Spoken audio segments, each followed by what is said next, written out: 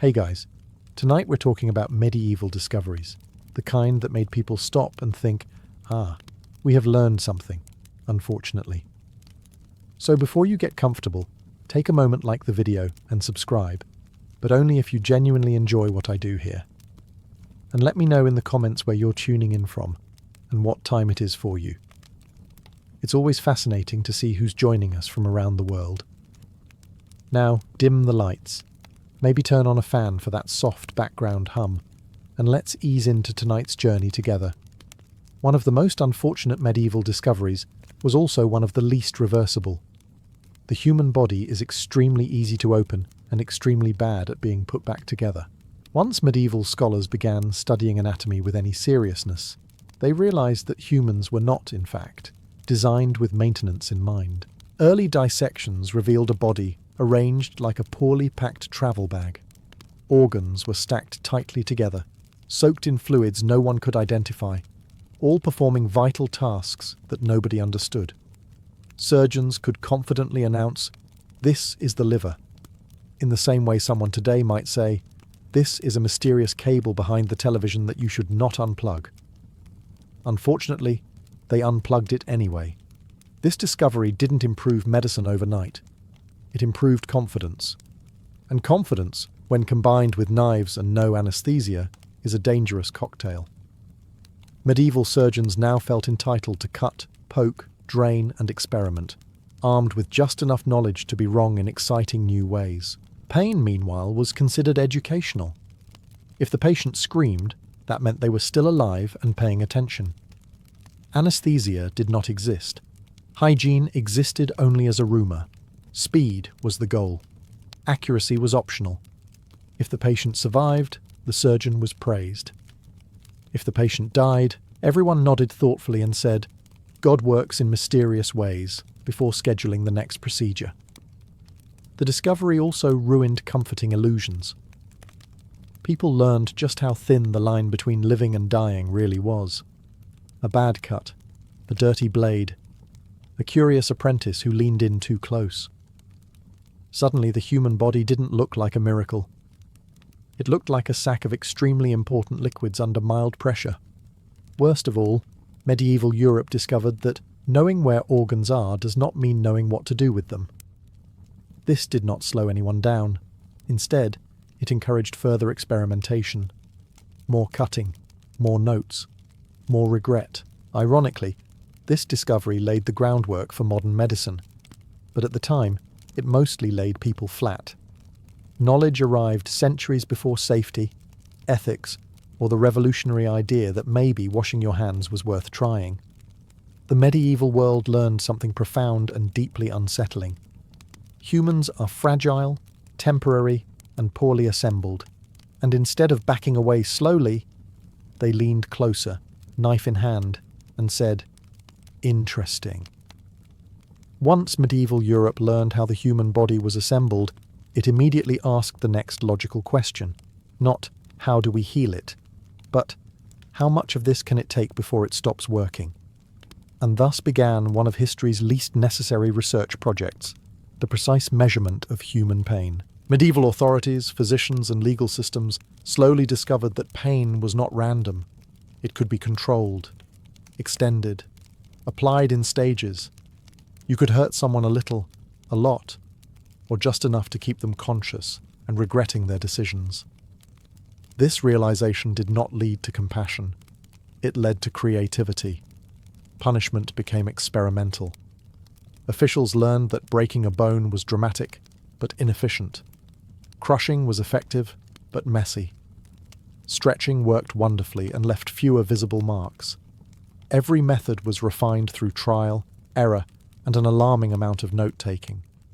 The human body became a testing ground, and the results were shared widely. This wasn't medieval chaos. It was medieval optimization.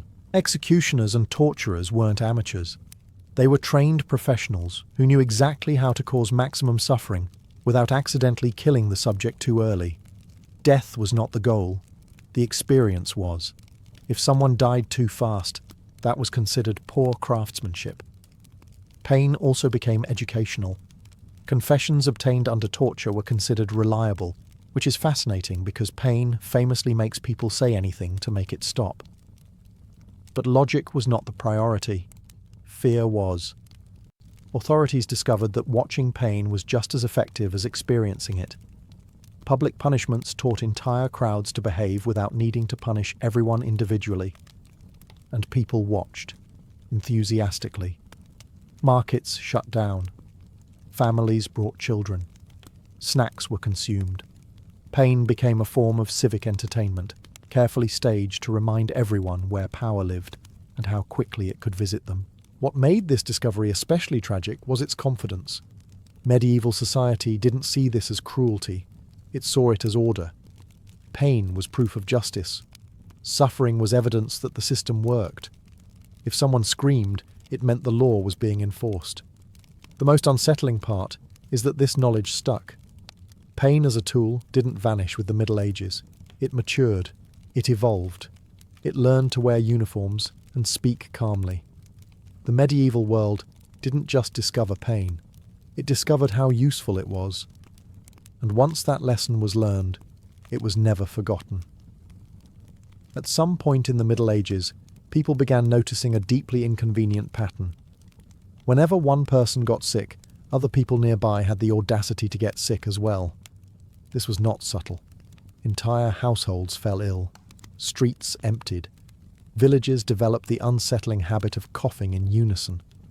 And slowly, reluctantly, medieval Europe made a discovery that would haunt it for centuries. Disease moves.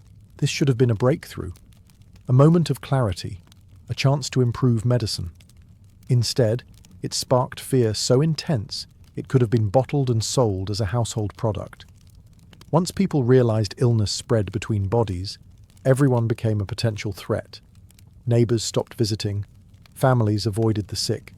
Doors closed. Windows stayed shut. Cities responded by locking their gates and loudly insisting that whatever was happening outside was not their problem. Quarantine emerged, not as a medical solution, but as a social reflex. If someone got sick, you sealed them in their house and hoped very hard. Food was sometimes delivered, sometimes not. Recovery was optional. Isolation was mandatory. And then came blame. When no cure appeared, medieval societies did what humans do best under pressure. They blamed people. Outsiders. Travelers. Minorities. Anyone different enough to be suspicious. The discovery of contagion didn't lead to treatment. It led to persecution. If disease had to come from somewhere, surely it came from them. Ironically, the discovery did occasionally save lives. Avoiding contact reduced spread. Isolation slowed outbreaks, but no one understood why it worked. So every correct action was wrapped in superstition, fear, and deeply unhelpful rituals. Houses were fumigated with herbs. People waved incense. Prayers were shouted. Logic was optional. Medical professionals, if we can call them that, disagreed wildly. Some blamed bad air, others blamed planets. A few blamed moral failure, which is always comforting when you're coughing up your lungs. None of this stopped disease, but it did create an impressive amount of paperwork. The most damaging part of this discovery wasn't fear of illness. It was fear of people. Once sickness became contagious in the public imagination, compassion quietly exited the room. Survival turned into separation. Medieval Europe didn't just learn that disease spreads. It learned how easily fear spreads faster. Medieval people spent a long time believing air was harmless. Invisible, tasteless, and generously supplied by God, it seemed safe enough. Then miners started collapsing. Alchemists fainted. Whole rooms made people sick. And slowly, with growing concern and very little understanding, medieval Europe discovered something deeply rude. The air itself could kill you. This discovery arrived quietly, usually in the form of someone not coming back out of a tunnel. Miners were among the first to notice. Certain shafts caused dizziness, confusion, and sudden death. Candles went out for no reason. Men staggered, dropped their tools, and lay down forever. The explanation was not lack of oxygen. That would have been far too sensible. Instead, The air was blamed on spirits, demons, or underground moods. The mines, it was decided, were cursed. Naturally, people kept mining. Alchemists had similar experiences. They mixed substances, heated them, leaned in close, and inhaled fumes that quietly rearranged their internal organs. If someone collapsed mid-experiment, it was usually interpreted as proof they were very close to a breakthrough. Apprentices were encouraged to take notes and step closer. This led to a fascinating working theory. Poisonous air was selective. If it killed you, you were weak. If it didn't, you were meant for greatness. Survival bias became a research method. Cities made their own contribution to airborne danger. Tanners, dyers, metalworkers and butchers all produced fumes that turned neighborhoods into slow-motion hazards. Medieval towns were dense, smoky and enthusiastic about burning things indoors. Ventilation was not a priority. If smoke filled the room, that simply meant the fire was working. The discovery that air could harm you didn't lead to safety measures. It led to rituals. Herbs were burned to clean the air. Bells were rung. Windows were opened occasionally, just long enough to let the cold in and morale out. Ironically, medieval people were half right. Air was dangerous, just not in the way they thought. Poisonous gases, fumes and smoke slowly damaged lungs and shortened lives, all while remaining invisible enough to feel mystical. The cruel irony is that medieval Europe learned the truth, but not the explanation. Air could kill you, yes, but instead of asking how, they asked who offended it. And once you believe the air itself is angry, there is very little you can do to negotiate with it. At some point in the Middle Ages, humanity made a bold decision to repeatedly handle, ingest, inhale, and admire mercury. Shiny, liquid, and mysterious, mercury looked magical.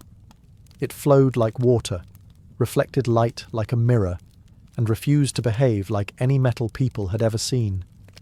Naturally, medieval thinkers concluded it must be good for you. This was a mistake. Alchemy, medicine, and cosmetics all embraced mercury with unearned enthusiasm. Alchemists believed it was the key ingredient in transformation, the soul of metal itself.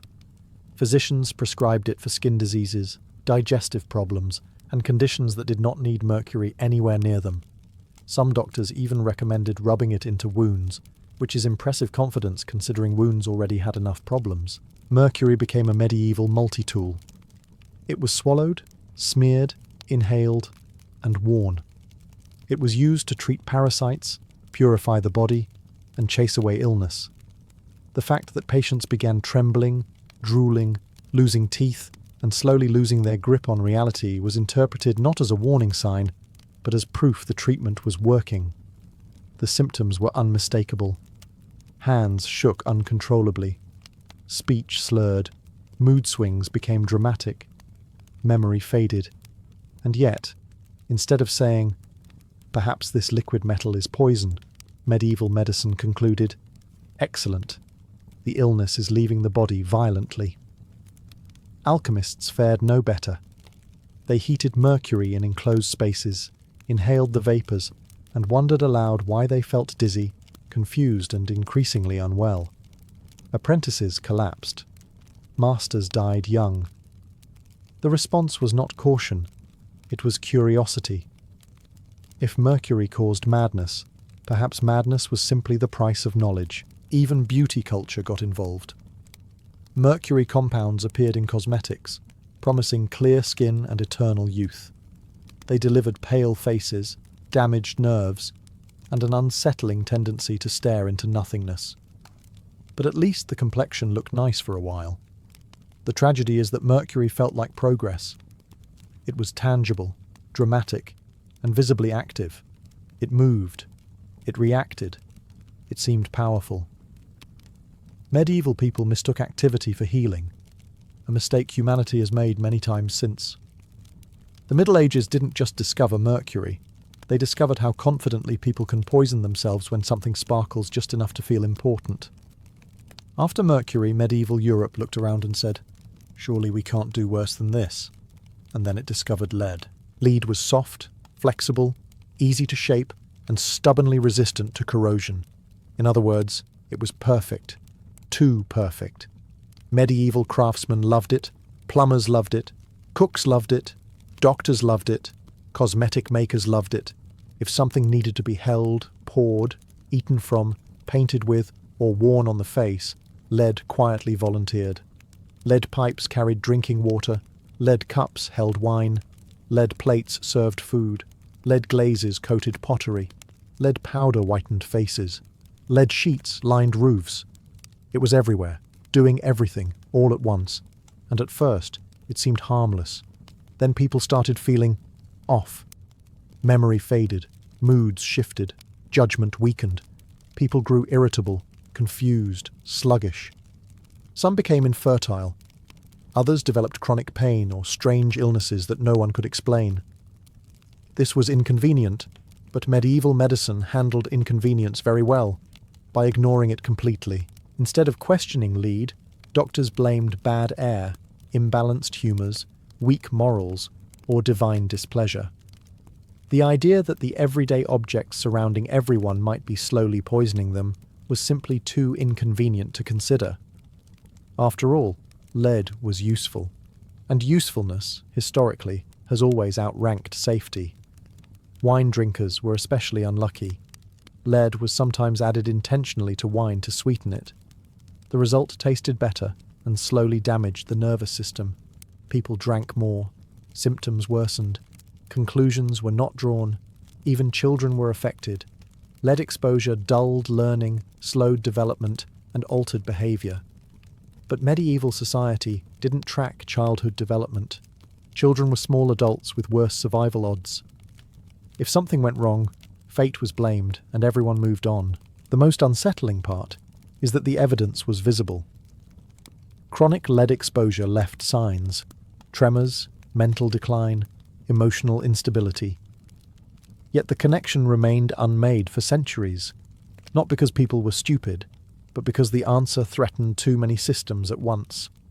Plumbing, craft, trade, medicine, beauty, architecture. Lead was embedded in daily life. Removing it would have required admitting that progress had been poisoning people quietly and efficiently. So medieval Europe kept using it, confidently, repeatedly, everywhere. The discovery of lead's usefulness outpaced the discovery of its danger, and by the time the truth caught up, generations had already paid the price.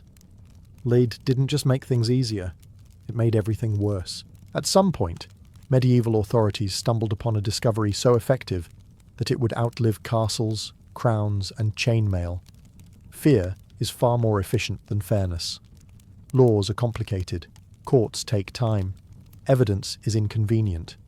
Fear, on the other hand, works immediately and requires very little explanation.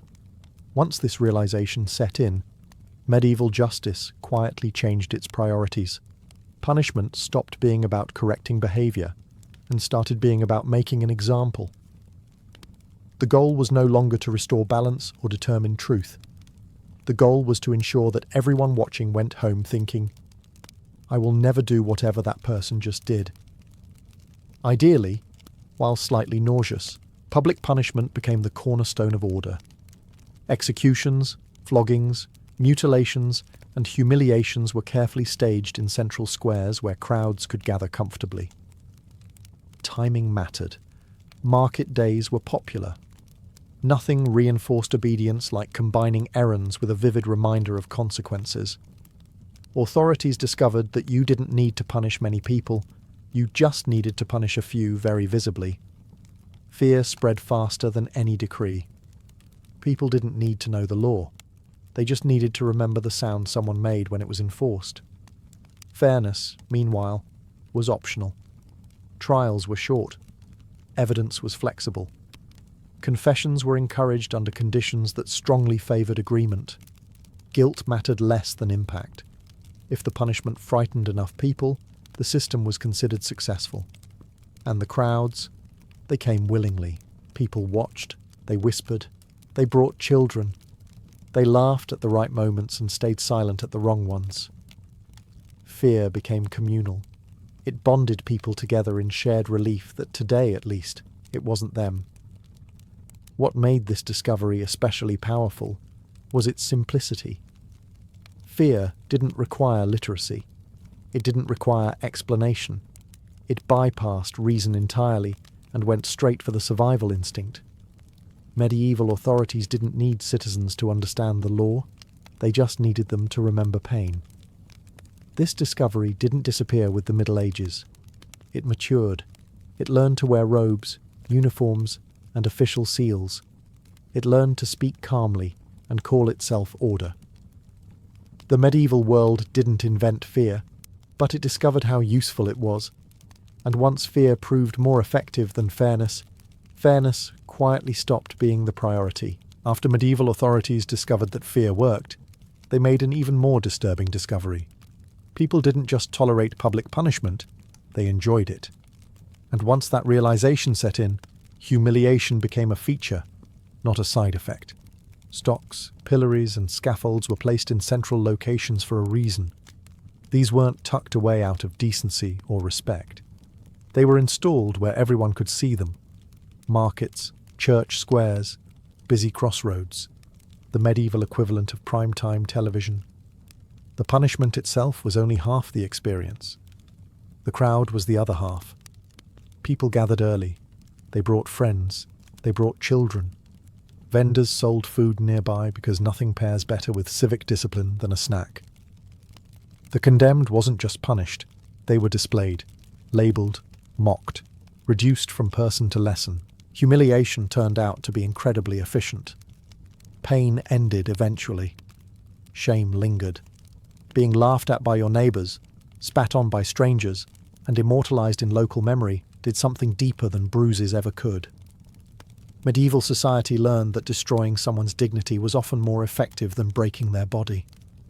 And the crowd participated eagerly. People shouted insults. They threw rotten food. They laughed at the correct moments. This wasn't chaos. It was structured cruelty. Everyone knew the rules. You laughed when expected. You looked serious when the punishment demanded gravity. It was community bonding through shared discomfort. What's especially unsettling is that public humiliation made spectators feel safe. Watching someone else suffer reassured the crowd that order still existed, that rules were enforced, that chaos was contained, preferably in wooden restraints at eye level. Authorities loved this discovery. Humiliation was cheap. It required no executioner's skill. It didn't even require lasting injury. All it needed was an audience willing to participate, and medieval Europe had plenty of those. The condemned were often left for hours, sometimes days, exposed to weather, insults, and the slow erosion of identity. By the time they were released, the punishment had already done its work. They didn't just leave hurt, they left remembered. The most uncomfortable truth is that this discovery never really vanished. Public shaming just evolved. The scaffolds disappeared, the crowds changed shape, but the appetite remained. Medieval Europe didn't just punish crime. It discovered that humiliation could be communal entertainment, and once society learned that lesson, it never fully unlearned it. Fire had always been useful. It cooked food, warmed hands, and kept medieval families from freezing into decorative statues. Then someone realized fire could do something else far more efficient: erase entire cities. And once that discovery was made, it could not be unmade. Siege warfare changed overnight. Medieval engineers learned that fire didn't need to burn slowly in a hearth. It could be launched, thrown, smeared onto projectiles and politely delivered over city walls.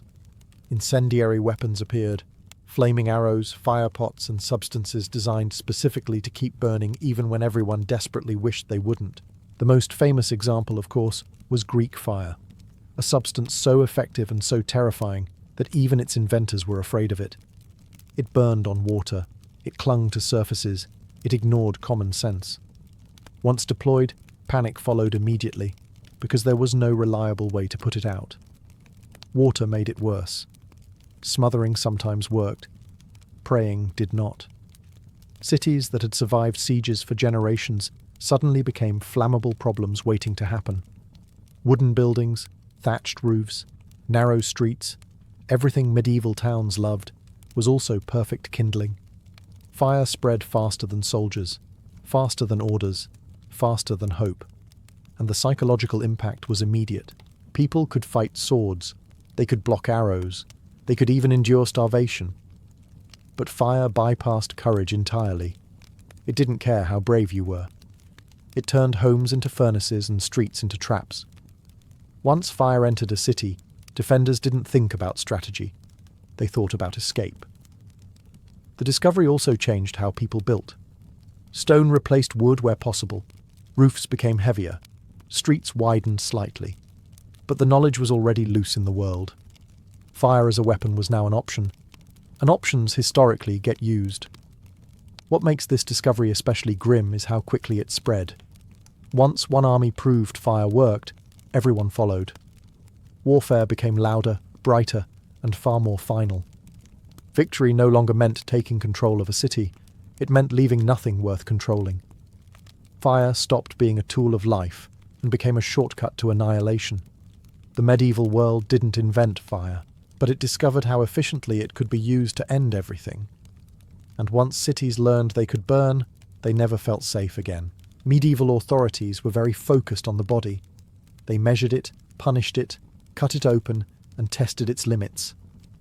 Eventually, though, they stumbled onto a quieter discovery, one that required far less blood, but caused far more lasting damage. The human mind breaks faster than the body. This realization didn't come from compassion. It came from imprisonment. Medieval prisons were not designed for rehabilitation. They were holding spaces, dark, cold, loud, or sometimes eerily silent. Prisoners were isolated for long periods, often without knowing how long they would remain there or what would happen next. And something interesting happened. People unraveled. Guards noticed it first. Prisoners who had survived beatings, hunger, and disease began to lose coherence after prolonged isolation. They talked to walls. They stopped speaking altogether. They obeyed without resistance. Fear didn't need to be applied physically anymore. The mind did the work on its own. This was efficient. Authorities realized that uncertainty was more effective than pain. Not knowing when punishment would end was worse than the punishment itself. Darkness was more effective than chains. Silence was more effective than shouting. Once this lesson was learned, prisons changed. Cells became smaller. Light became optional. Interaction became rare. The goal shifted from containment to erosion. You didn't need to break bones if you could dissolve someone's sense of self. And again, this discovery wasn't framed as cruelty.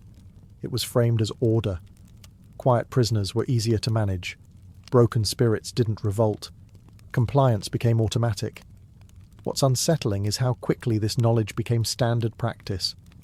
Isolation, deprivation, and uncertainty became tools, not accidents. Medieval authorities had discovered that suffering didn't need spectacle to be effective. It could be invisible. The body healed eventually. The mind did not. This discovery also reshaped confession. People subjected to prolonged uncertainty confessed just to end the waiting. Truth became irrelevant. Relief became the goal. The medieval world didn't understand psychology, but it understood results. It learned that fear could live inside a person without chains or whips, and once fear moved inside the mind, it became self-sustaining. That lesson would echo long after the Middle Ages ended. One of the most quietly dangerous medieval discoveries wasn't physical at all. It was psychological. Medieval Europe learned that belief itself could shape decisions more powerfully than evidence, and once that lesson sank in, reality became optional. Astrology is the clearest example. Medieval scholars discovered that people were remarkably willing to let stars make choices for them. Medical treatments were timed according to planetary alignments.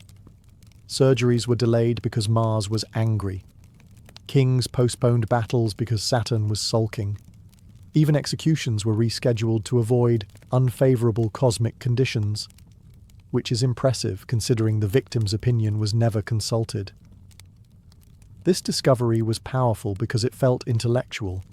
Charts were drawn, tables were calculated, symbols were memorized.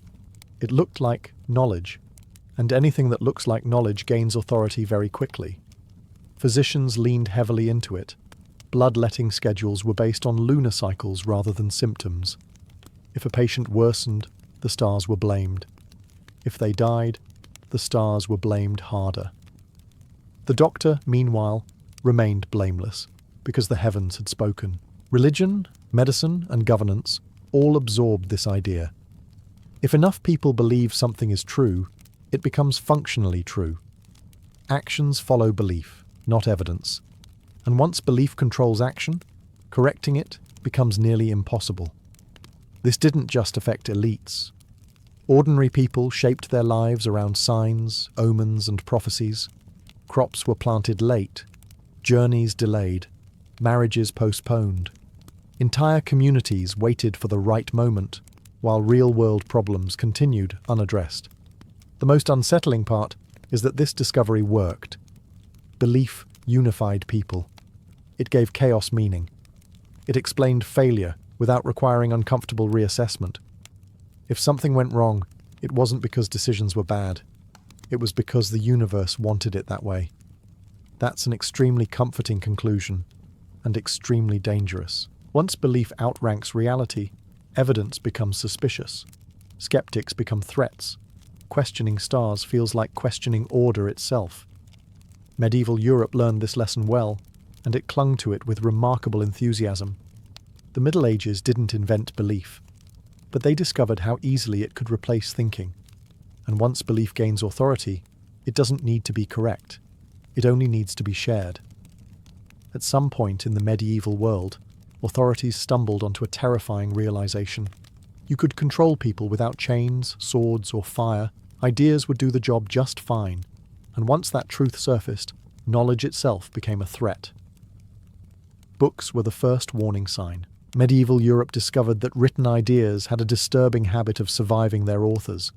A dangerous thought could be copied, shared, read aloud, and repeated long after the original thinker was safely imprisoned, exiled, or dead.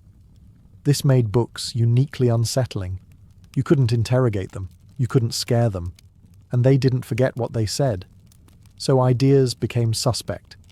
Texts that challenged religious doctrine, questioned authority, or proposed alternative explanations for the world were suddenly labelled dangerous. Not incorrect. Dangerous. The difference matters. An incorrect idea can be debated.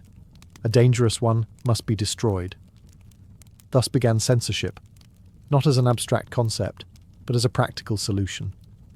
Books were banned, manuscripts burned, libraries quietly lost certain volumes. Scholars were encouraged to copy approved texts and forget the rest ever existed. The irony is that this discovery only made forbidden ideas more powerful. People noticed which books disappeared. They whispered about missing texts. Curiosity spiked. If an idea was dangerous enough to be erased, it must have been important. Reading itself became risky. Owning the wrong book could cost you your reputation, your freedom, or your life. Knowledge stopped being a neutral pursuit and became an act of courage or recklessness, depending on how attached you were to breathing. What made this discovery especially effective was fear's subtlety. You didn't need to punish everyone. You punished a few very publicly. The rest learned to self-censor. Writers softened their language. Scholars avoided certain topics. Curiosity learned where the invisible lines were. The medieval world didn't ban thinking outright. It simply taught people which thoughts were safer not to have. And that lesson stuck. Once ideas are labelled dangerous, questioning authority feels criminal. Imagination becomes suspicious. Progress slows not because no one can think, but because everyone is afraid to write it down. The Middle Ages didn't invent censorship, but they discovered how powerful it could be when paired with fear. And once knowledge learned it could get you killed, it learned to whisper. Medieval society eventually made another deeply unnecessary discovery. The human body remembers everything. Not emotionally, physically. Cuts heal, bruises fade, But certain marks stay forever, and once authorities realized this, punishment gained a permanent setting. Branding, mutilation, and visible scars became tools of justice. The goal was no longer just to punish someone once, it was to punish them every day afterward. A branded mark, a missing ear, a scarred face, these were living warnings. Portable billboards announcing, "This person did something wrong. Ask no questions." This was efficient. Once marked, a person carried their sentence wherever they went. No prison required, no guards, no paperwork. Society itself became the enforcement mechanism. Shopkeepers refused service. Neighbours whispered. Strangers knew exactly how to treat you the moment they looked at your face or hands. The medieval world loved this solution. It was cost-effective, long-lasting, and extremely difficult to appeal. What's especially unsettling is how intentional it all was. Marks were placed carefully, on cheeks, foreheads, ears, hands, locations chosen for maximum visibility. This wasn't rage or chaos. It was design, a human body turned into a warning sign, and the logic behind it was disturbingly tidy. If fear worked, and humiliation worked, then permanent humiliation worked best of all. You didn't just suffer once. You suffered socially, constantly, in silence. The punishment outlived the crime. Even worse, mistakes were irreversible. A false accusation, a coerced confession, a rushed trial. Once the mark was made, it couldn't be undone. There was no apology system, no restoration of dignity, just a lifetime reminder that the system had acted and would not be questioned. Children noticed. They learned early to read bodies. Missing fingers meant thief. Scarred face meant criminal. Society trained itself to judge instantly, without context or mercy.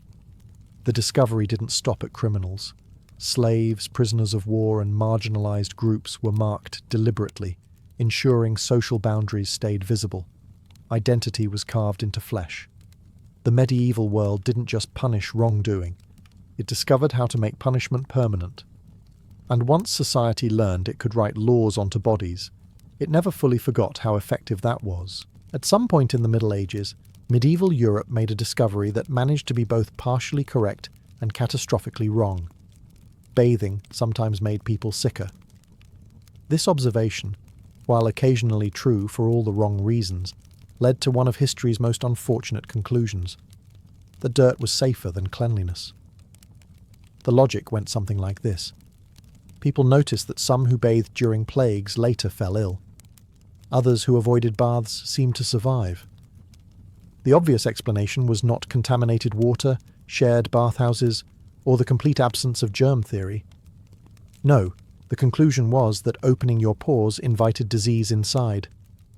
Clean skin, it was decided, was basically an unlocked door. This idea spread quickly because it was comforting. If bathing was dangerous, then not bathing required no effort at all. Medieval Europe embraced this discovery with remarkable enthusiasm. Public bathhouses slowly declined. Physicians advised moderation in washing. Some warned against warm water entirely, claiming it weakened the body and tempted illness to enter. Dirt, meanwhile, was rebranded as protection. People believed layers of grime formed a natural barrier against sickness. Clothing was worn longer. Bodies were washed less. Perfumes were applied aggressively to mask the consequences. The result was a society that smelled terrible while feeling medically justified. Ironically, medieval people weren't entirely wrong to fear bathhouses. Many were crowded, poorly maintained, and shared by large numbers of people. Infection spread easily, but instead of fixing sanitation, medieval society abandoned hygiene altogether. It was the equivalent of discovering your car has faulty brakes and deciding the safest solution is to stop driving forever. Physicians reinforced this thinking. Medical texts warned against excessive bathing, especially in winter. The body, they argued, needed balance, and apparently that balance involved a persistent layer of sweat and regret. The discovery had long-lasting consequences. Poor hygiene worsened outbreaks. Skin infections thrived. Parasites flourished. Yet every new illness only confirmed the belief that cleanliness was risky. The logic fed itself beautifully. The medieval world didn't reject hygiene because it hated cleanliness. It rejected it because it misunderstood cause and effect, and once society convinced itself that dirt was armor, it stopped looking for better answers. Content to remain safely, confidently filthy. The final and most uncomfortable medieval discovery wasn't a substance, a method, or a technique. It was a realization that arrived slowly and was almost immediately ignored. Learning something does not mean you know what to do with it.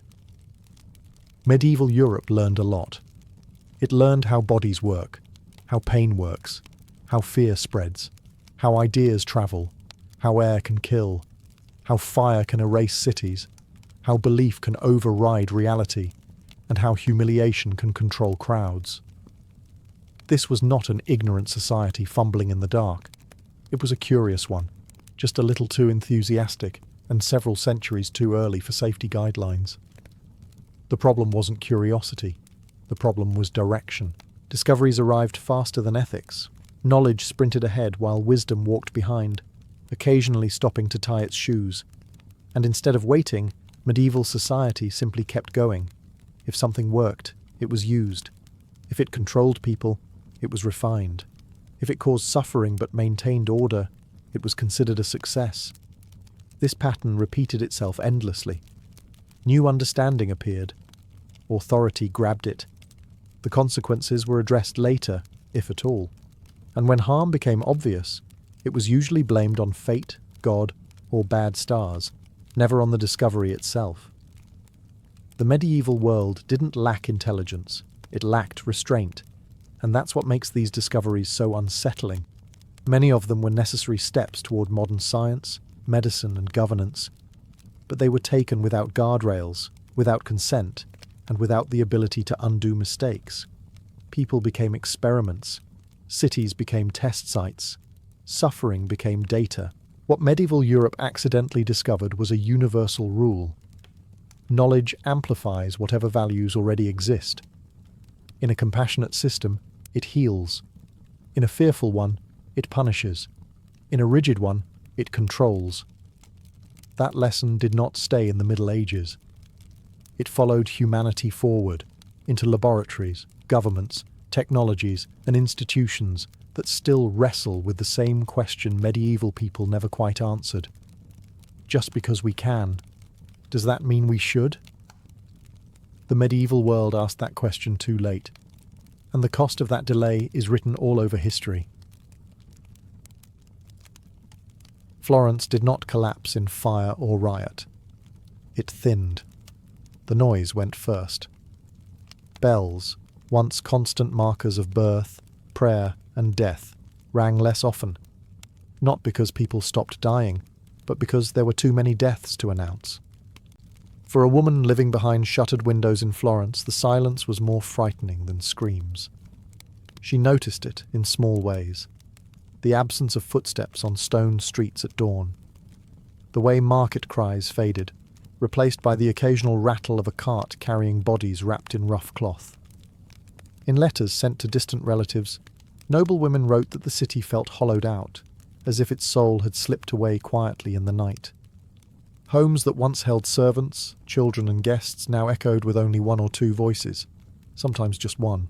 Fear became domestic. It lived in kitchens and bedchambers, not on battlefields. Women scrubbed floors obsessively, burned herbs, aired linens in empty courtyards, all while knowing none of it offered real protection. They wrote of vinegar-soaked cloths held to the face, of rosemary hung above doors, of prayers whispered not with hope, but with habit. Death was no longer shocking, it was expected. Servants began to disappear first. A maid complained of a headache and fever in the morning and was dead by nightfall.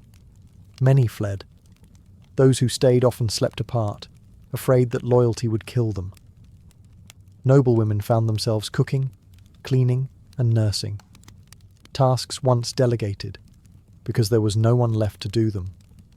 Social order did not fall apart dramatically, it simply evaporated. Outside, neighbours avoided one another's eyes. Doors stayed shut. Entire households vanished behind locked gates marked only by silence. Chroniclers later wrote of Florence as a place of chaos, but the letters tell a different story. A city frozen, holding its breath. Grief became private because public mourning was dangerous. Funerals were rushed or skipped entirely. Bodies were buried without priests, sometimes without names. The plague, what we now call the Black Death, turned time strange. Days blurred together, marked only by who was still alive. For women left behind, survival felt accidental, even shameful. They wrote not of bravery, but of waiting. Waiting for the knock that might come, or worse, the silence that meant everyone else was already gone. As the weeks passed, Florence did not feel besieged so much as abandoned. Inside the palazzi, the first thing to disappear was help. Servants left quietly, sometimes at night, taking nothing but the clothes they wore. Others stayed and died. For women accustomed to commanding households that ran like small courts, the loss was immediate and humiliating. There was no one to fetch water, no one to prepare meals, no one to empty chamber pots. Survival became manual. Letters from the period linger on details that seem mundane until you understand their weight. A noblewoman writes of learning how heavy a bucket of water truly is when carried alone up stone stairs. Another describes burning her own refuse because no one would remove it. These were not metaphors, they were records of social collapse felt at arm's length. Class distinctions meant little when no one was left to enforce them. Food became uncertain. Markets opened sporadically, if at all. When they did, prices were absurd, and sellers stood far apart, faces half covered, hands shaking as coins changed ownership. Women sent servants only if they had any left. Otherwise, they went themselves, veiled and silent, avoiding eye contact. Hunger was not constant, but anxiety was. No one knew if tomorrow would bring bread or nothing. The home, once a place of order and hierarchy, turned into a place of vigilance. Bedrooms were rearranged to separate the healthy from the sick. Doors were closed between family members. Mothers watched their children sleep, counting breaths. Wives listened to their husbands cough in the dark, calculating how long before they would be alone. Care became a gamble. To nurse was to risk dying. To withdraw was to live with the knowledge that you had chosen yourself. Even faith shifted shape. Women still prayed, but prayer lost its certainty. God no longer felt nearby or distant, just unpredictable. Some letters confess anger, others sound numb. Confession was postponed because priests were dead, fleeing, or overwhelmed. Sin felt irrelevant when death arrived without reason. Time inside these households stretched and warped. Days were measured not by meals or visits, but by symptoms: fever, swelling, blackened flesh. A household could be intact at sunrise and broken by nightfall. And when death came, there was often no one to witness it properly. No bells, no procession. Just a body and the question of who would dare touch it. In these emptied homes, women became managers of loss. Not heroines, not symbols, just people improvising daily life while the world quietly dismantled itself around them. For women in plague-stricken Florence, motherhood became an exercise in dread. Children, once thought resilient, proved frighteningly fragile. Letters written by mothers during these years circle obsessively around the same question. Will my child survive the week? There were no reassurances left to offer, no remedies that worked, no patterns that could be trusted. A child could play in the morning and be dead by evening. Mothers watched constantly. A warm forehead caused panic. A lack of appetite felt ominous. Sleep was no longer rest, but surveillance. Women wrote of sitting by beds through the night, listening for breathing, afraid that closing their eyes meant surrendering control.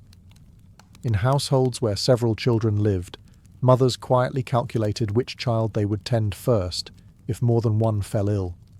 These thoughts were never spoken aloud, only confessed in ink. When sickness came, it came brutally. Swellings appeared in the groin or under the arms. Fever followed. Children cried until they could no longer speak. Many died without understanding what was happening to them. Mothers washed bodies with shaking hands, sometimes alone, sometimes with the help of another woman equally terrified. There were no lullabies, no final prayers spoken aloud, only whispers meant to soothe the living as much as the dead. Burial was often hurried or incomplete. In normal times, a child's funeral would have drawn neighbours, relatives, clergy. During the plague, many children were buried at dawn, wrapped in household cloth, lowered into communal pits. Some mothers did not attend at all, not because they did not care, but because they could not risk leaving other children unattended. Grief became something postponed, compressed, or never expressed. The plague also fractured the meaning of lineage. Noble women, whose primary social value lay in producing heirs, watched entire bloodlines evaporate. A son who survived infancy, childhood illness, and education could still be erased in days. Women wrote of empty nurseries and unused cradles, objects that suddenly felt obscene in their presence. Hope itself became dangerous. And yet, maternal instinct did not disappear. Some women continued to care even when logic demanded retreat. They slept beside sick children, shared their air, their warmth, their fate. Others chose distance, barricading themselves emotionally and physically, a decision that haunted them long after survival was secured. In the aftermath, mothers who lived carried a new kind of knowledge, that love offered no protection. Survival did not reward virtue or devotion. It arrived randomly, without explanation. And once that truth settled in, childhood in Florence would never feel safe again. Marriage in Florence had always been practical, arranged around alliances, dowries, and reputation. The plague stripped away the illusion that stability came from contracts and ceremony. For married women, the question was no longer how to be a good wife, but how long they would remain one. Husbands died suddenly, sometimes after days of fever, sometimes without warning. A man could leave for business and never return, his body buried by strangers before word reached home. Wives became widows overnight. There was rarely time for ritual mourning. Black clothing was hard to find when tailors were dead and trade stalled. Official periods of grief meant little when survival required action. A widow had to secure property, protect children, and negotiate with male relatives who appeared quickly, often under the guise of concern.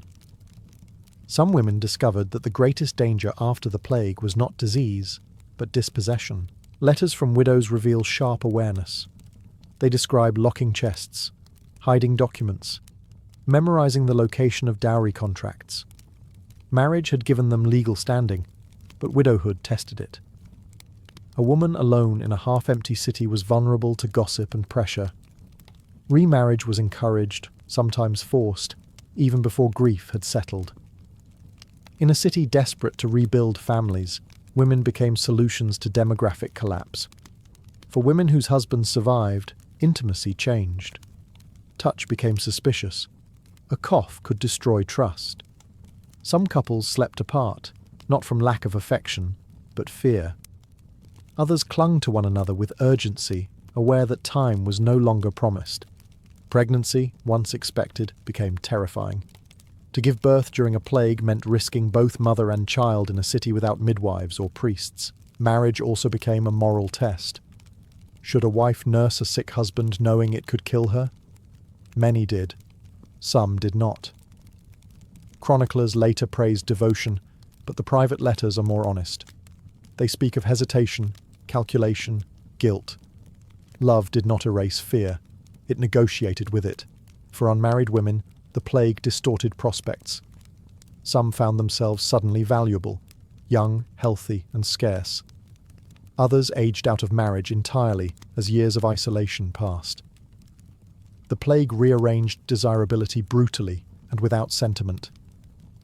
By the time the worst waves passed, marriage in Florence felt altered. It was no longer a promise of continuity, but a fragile agreement made in the presence of death. Women who survived learned that unions could dissolve without warning, leaving behind not closure, but unfinished conversations and empty beds. Before the plague, faith in Florence structured daily life. Bells marked hours. Feast days broke routine. Confession offered release. During the plague, religion did not disappear, but it fractured. For women living through the constant presence of death, faith became uncertain, stripped of its warmth and predictability. God did not feel absent. He felt dangerous. Churches closed or limited entry. Priests died in alarming numbers, many infected while administering last rites. Women wrote of watching clergymen refuse to enter homes, shouting prayers from doorways or windows. Confession was delayed or skipped entirely. Some feared dying without absolution more than dying itself. Others quietly wondered whether absolution still mattered when death struck without moral logic. Prayer shifted inward. Women prayed alone in bedrooms, in kitchens, in courtyards overgrown with neglect. They repeated familiar words not out of hope, but habit. Some letters confessed doubt. If God was punishing Florence, why were children taken first? Why did the cruel survive while the gentle vanished? These questions were rarely voiced publicly, but they lingered privately, unresolved. Processions, once central to Florentine piety, became controversial. Some believed collective prayer would save the city. Others feared crowds more than divine wrath. Women watched from windows as groups passed, flagellants beating themselves bloody, convinced pain might persuade heaven.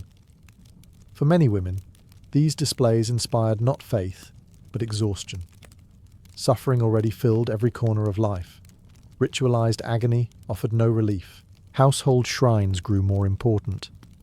Women lit candles before images of the Virgin, asking not for miracles, but for manageable outcomes. A fever that broke, a night without death, a child who woke in the morning. Saints became negotiators rather than saviors. Promises were made, fasts, pilgrimages, donations, if survival was granted. When prayers failed, guilt followed. Some women drifted into quiet fatalism. They continued rituals without expecting results. Faith became something endured rather than embraced. Others clung more tightly, interpreting survival as proof of divine favor, a belief that would later harden into social judgment against those who died. In the absence of clergy, women took on spiritual labor. They led prayers, comforted the dying, whispered scripture to children.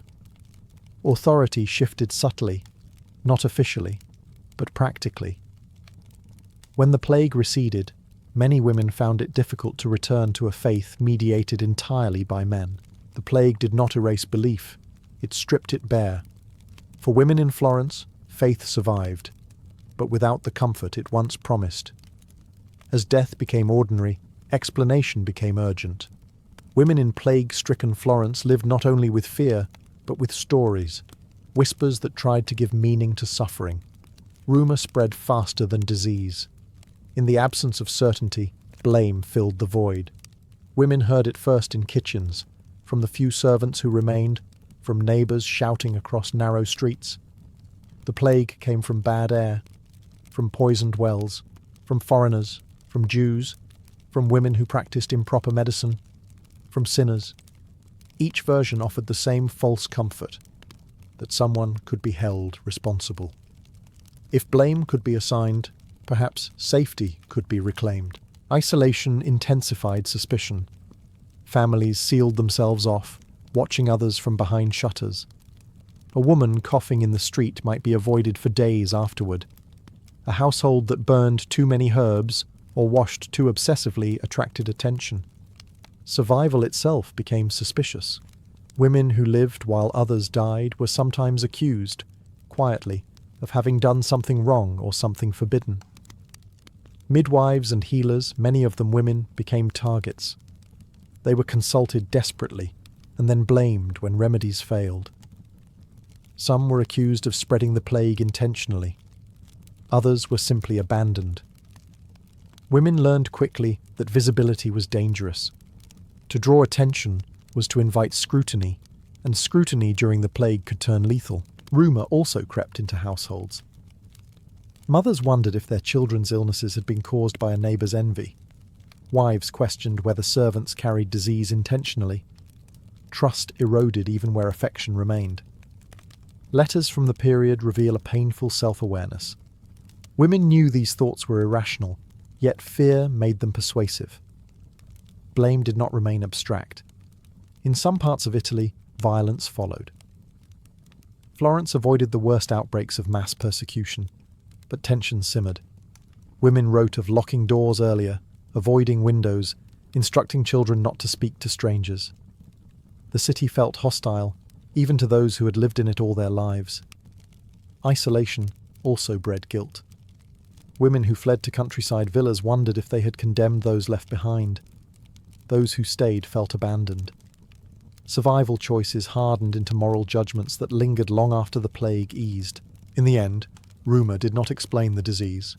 It explained fear. For women, navigating this landscape required constant self-censorship. What to say, where to go, how to appear harmless. The plague threatened bodies, but suspicion threatened social survival. And for many women, that second danger proved just as exhausting as the first. As the plague hollowed out Florence, work did not stop. It changed hands. With men dead, absent, or ill, women stepped into roles they had long observed but rarely controlled. This was not revolution. It was necessity. Survival required competence, not permission. Women began managing property directly. Rents had to be collected, fields supervised, workshops kept alive if there was any hope of income. Widows negotiated with tenants, argued with guild representatives, and signed contracts they once would have witnessed silently. Some letters reveal surprise at their own effectiveness. Others reveal resentment, from men who returned to find their authority altered, or from relatives who believed women's control was temporary by nature. Shops reopened slowly, often under female supervision. A baker's wife continued the business after her husband's death. A merchant's daughter kept accounts because no one else could read them. These acts were rarely celebrated. Chroniclers largely ignored them. But within households and neighbourhoods, women's authority became quietly normal. Care labour expanded as well. Women nursed the sick, tended the dying, washed bodies, and organised burials when officials could not keep pace. This work was unpaid, exhausting, and dangerous. Yet it gave women an unexpected form of power. Knowledge. They knew who had died, who had fled, who could be trusted. Information became currency. Some women earned money directly for the first time. They cooked, cleaned, wet-nursed orphaned children, or took in boarders. Payment was inconsistent, but autonomy, even limited, altered self-perception. A few letters hint at something close to pride, quickly tempered by fear that such independence would not be tolerated once normal order returned. Not all women benefited. Many were exploited, overworked, or discarded once they fell ill. The plague did not create equality. It created gaps, and some women managed to stand in them longer than expected. When men returned, or when the city stabilized, these temporary roles were contested. Authority was reclaimed unevenly. Some women were pushed back into silence. Others resisted quietly, having learned what they were capable of. The plague did not free women in any lasting legal sense, but it revealed something difficult to forget, that the city could function with them at its centre. For women who lived through it, that knowledge remained, even when circumstances demanded they pretend otherwise. By the later months of the plague, grief in Florence had lost its shape. There was too much of it, arriving too quickly, with no space to unfold properly. For women, mourning became something internal and unfinished. The rituals that once guided sorrow, wakes, bells, black veils, public lament, had collapsed under the weight of constant death. Bodies were buried quickly, sometimes anonymously. A woman might lose a husband in the morning and see him carried away before sunset, wrapped in a sheet she recognized from her own household. There were no prayers spoken over him, No neighbours gathered to witness loss. Children were buried in groups. Parents were often not present. Survival required distance, even from the dead. Letters from women rarely describe funerals. Instead, they list absences. A sister not written to anymore. A room no longer entered. A cup left untouched. Grief expressed itself through inventory rather than emotion, as if naming what was gone might make it manageable. Tears were postponed, rationed, or never released at all. Public displays of mourning were dangerous. To linger near the dead invited suspicion or infection. Women learned to grieve silently, behind doors, late at night. Some wrote letters they never sent, addressed to the dead. Others kept clothing, hair, or small objects hidden away, private relics in a world that had no patience for remembrance. The pace of death also altered guilt. Women who survived felt ashamed of their endurance. They questioned why they remained when others, better, kinder, more devout, were gone. This guilt lingered long after the plague eased, resurfacing in later years as unease, restlessness, or a refusal to celebrate survival too openly. Children who lived carried quiet scars. Mothers noticed it in their silence, in their sudden seriousness. Without funerals or explanations, death became a normal interruption. Women struggled to teach grief when they themselves had never been allowed to practice it fully. When the plague finally loosened its grip, Florence did not erupt in collective mourning. There was no single moment of reckoning. Life resumed unevenly, awkwardly, stepping around unmarked graves and unspoken losses. For women, grief remained unfinished business, carried forward into marriages, into motherhood, into old age. What had been lost was not only people, but the shared language of sorrow. And without ceremony, grief did not end. It simply learned to live quietly alongside the survivors. When the plague finally receded, Florence did not feel healed. It felt altered. For women who survived, life resumed without returning to what it had been. The city filled slowly, new faces, new families, unfamiliar rhythms. But memory lingered everywhere. Survival was not a triumph. It was a condition. Women wrote that joy felt suspicious. Laughter came cautiously, followed by guilt. To plan for the future felt dangerous, as if expectation itself tempted disaster. Many avoided attachment, having learned how easily it could be erased. Love continued, but with restraint. Hope existed, but it was measured. Homes were repopulated unevenly. Some women found themselves suddenly surrounded by orphans taken in out of duty or compassion. Others lived alone for years, unable or unwilling to remarry. Widowhood, once temporary, became permanent for many. Society urged rebuilding, but grief resisted scheduling. Marriage contracts resumed. Children were born. Churches reopened. Yet women noticed how quickly the city wanted to forget. The dead were rarely named publicly. Mass graves were left undisturbed. Official chronicles spoke of numbers, not lives. Women who had counted survival day by day felt this erasure sharply. They remembered names, faces, rooms emptied too suddenly. Some women carried forward new authority quietly. They continued managing finances, directing households, making decisions without asking. Others were pushed back into obedience, but did not forget the months when survival depended on their judgment alone. That knowledge reshaped self-understanding, even when it could not reshape law. Faith returned to routine, but belief remained altered. Prayer no longer promised protection, it offered continuity. Women taught children rituals with less certainty, more humility. God was no longer explained easily. He was endured. The plague also left a legacy of fear that never fully faded. Coughs were watched, fevers feared. Isolation returned quickly at any rumour of sickness. Women passed down habits born of trauma, airing rooms obsessively, separating the sick, keeping food stores fuller than necessary. Survival techniques became tradition. In the end, the greatest change was internal. Women who lived through the plague learned that order was fragile, authority temporary, and meaning negotiable. They did not become hardened, but they became alert. The world had proven it could dissolve quietly, without warning. Life continued in Florence, but for women who remembered, it was no longer assumed. It was observed, protected, and never entirely trusted again. In many ancient royal courts, marriage was not a private arrangement or even a political strategy. It was a sacred act meant to stabilize the universe. Rulers were not merely leaders of people, they were vessels of divine power. Their blood was believed to be different in kind, not degree, closer to the gods, infused with cosmic order. To mix that blood carelessly was to invite chaos. Within this worldview, sibling marriage was not a taboo. It was a duty. Nowhere is this logic clearer than in ancient Egypt, where the gods themselves modelled incestuous unions. Osiris married Isis. Geb and Nut were siblings as well as partners. Pharaohs, styled as living gods, followed suit.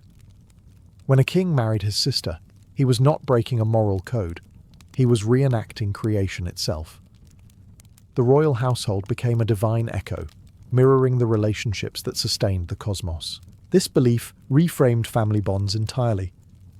A sister was not simply kin. She was the closest possible match for a ruler's sacred essence. Foreign brides brought alliances, but also impurity. Even noble blood was suspect if it came from outside the divine line. Royal women were raised knowing their bodies were instruments of continuity, not choice. Marriage within the family preserved holiness, legitimacy, and the illusion of unbroken descent from the gods. Crucially, these unions were public, ritualized, and celebrated. They were announced in inscriptions, carved into temple walls, and reinforced through ceremony. There was no secrecy, because there was no shame. What modern observers interpret as transgression was, in its original context, obedience to divine precedent. The logic extended beyond Egypt. Across cultures, rulers believed power weakened when bloodlines diluted. Royal incest was framed as containment, a way to keep sacred force concentrated. The ruler's body became a boundary. Inside it lay divine order. Outside it lay unpredictability.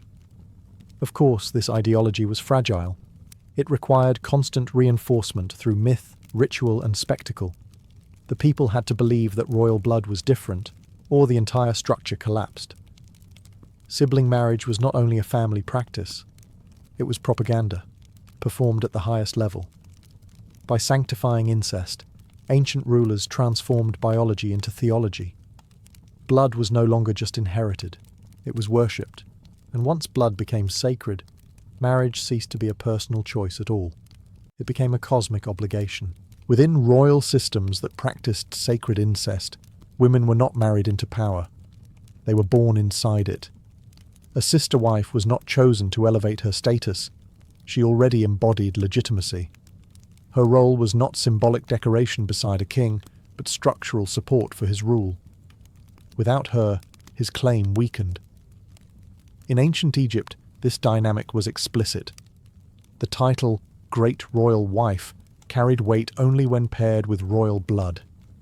A pharaoh might take foreign wives for diplomacy or pleasure, but only a sister or close royal kin could stand beside him in ritual scenes, temple reliefs, and coronation ceremonies. She was not interchangeable. She was essential. These women were raised from childhood with this future in mind. Education focused on ritual purity, mythic lineage, and ceremonial presence.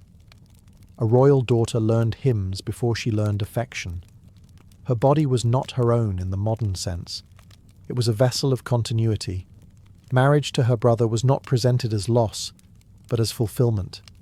To refuse would have been unthinkable, not because of force, but because the concept of refusal barely existed. This does not mean these women were powerless. On the contrary, their closeness to the throne gave them extraordinary influence. A sister wife shared divine status with the king. She could sponsor temples, command estates, and appear in iconography as an equal partner in maintaining cosmic balance. In reliefs, she often mirrors the king's posture, size, and placement, visual proof that her role was foundational. But power, came with confinement. Royal women were kept close, protected, and monitored. Their fertility was a state concern. Pregnancy was not a private matter. It was a political event. A healthy child, born of sacred blood, reaffirmed the dynasty's divine right. A failed pregnancy or childlessness, by contrast, created anxiety that rippled outward, sometimes prompting the king to seek additional wives while still preserving the incestuous core. Emotion, if present, went unrecorded. Letters do not survive. Confessions were not carved into stone. What remains is ideology, not interior life. We cannot know whether these women felt devotion, fear, pride, or resentment. What we do know is that their identity was inseparable from the system that bound them. In sacred royal marriages, sisters were not treated as exceptions to the rule. They were the rule, quietly sustaining a world view where blood mattered more than choice, and divinity mattered more than desire. For sacred incest to function, rulers could not be perceived as ordinary humans. The practice relied on a carefully maintained illusion. Kings and queens were not bound by the same moral universe as everyone else. They operated on a different level of reality. Their actions were judged not by human standards, but by divine precedent. Mythology did the heavy lifting. Across cultures, the gods themselves married within their own families. In ancient Egypt, Isis and Osiris were siblings, whose union brought order after chaos. Their story was not romantic, it was corrective. The incestuous bond restored balance to the world. When pharaohs followed this model, they were not copying scandal, they were reenacting salvation. This separation between divine and human morality was essential. Laws prohibiting incest often existed for common people, while being explicitly exempted for royalty. What would be sinful, corrupt, or monstrous in ordinary life became sacred when performed by those believed to carry divine essence. The same act could be both forbidden and holy, depending entirely on who committed it. Ritual reinforced this divide. Sacred marriages were staged in temples, accompanied by offerings, chants, and symbols of renewal. These unions were presented as cosmic events, not private arrangements. By surrounding incest with ceremony, rulers transformed discomfort into reverence. The people were taught not to question, but to witness. Language mattered as well. Inscriptions avoided personal terms like husband or wife, and instead emphasized roles: divine consort, sister of the god, she who unites the two lands. These titles dissolved individual identity into function. The marriage existed not between two people, but between principles. The success of this system depended on distance. Ordinary people rarely saw the royal couple outside controlled settings. Mystery preserved authority. The less known about the private realities of royal life, the easier it was to maintain the illusion that these figures were something other than human. Over time, however, cracks appeared. Foreign observers were often disturbed by royal incest, describing it as excess or degeneration rather than holiness. Even within societies that practiced it, later generations sometimes reinterpreted the tradition as symbolic rather than literal, a sign that belief was weakening. Sacred incest survived only as long as rulers could convincingly claim divine status. Once kings were seen as merely powerful men, the practice lost its shield. Without gods to justify it, incest became what it had always been for everyone else, a line not meant to be crossed. Far from the Nile, the logic of sacred incest reappeared in the high Andes, shaped by different gods but strikingly similar beliefs. In the Inca Empire, the ruling family claimed direct descent from the sun god Inti. The Sapa Inca was not merely chosen by the gods, he was their living embodiment, and like the sun itself, his blood was not meant to mix freely with the world below. To preserve this divine lineage, Inca rulers often married their sisters. The principal wife, known as the Koya, was ideally a full sister of the emperor. This was not a marginal practice. It was central to legitimacy. A ruler without a sister wife risked appearing incomplete, his connection to Inti diluted. Through incestuous marriage, the royal couple symbolized the union of celestial forces that sustained the empire. Unlike in Egypt, where ideology was carved into stone, Inca beliefs were preserved through oral tradition and ritual performance. Sacred marriage was enacted in festivals, offerings, and seasonal rites tied to agriculture and solar cycles. The royal couple's union was believed to ensure fertility, not just of heirs, but of the land itself. Crops, weather, and political stability were all thought to depend on the purity of the ruling bloodline. The Koya's role was substantial. She controlled her own estates, commanded attendance, and acted as a political and religious authority in her own right. In some cases, she governed regions or influenced succession. Her status derived precisely from her closeness of blood. She was not elevated despite incest. She was elevated because of it. Yet this system carried tension. The Inca also practiced polygamy, and rulers fathered children with women outside the sacred line. This created a hierarchy among offspring. Only children born of the sister wife held the strongest claim. Others were legitimate, but lesser. Succession disputes were common, revealing the fragility beneath the theology. When the Spanish arrived, they were horrified by royal incest, interpreting it as moral corruption rather than sacred duty. Chroniclers used it to portray Inca rulers as decadent and unfit to rule, justifying conquest. What had once been proof of divine order was reframed as evidence of barbarism. The fall of the Inca did not merely end a dynasty.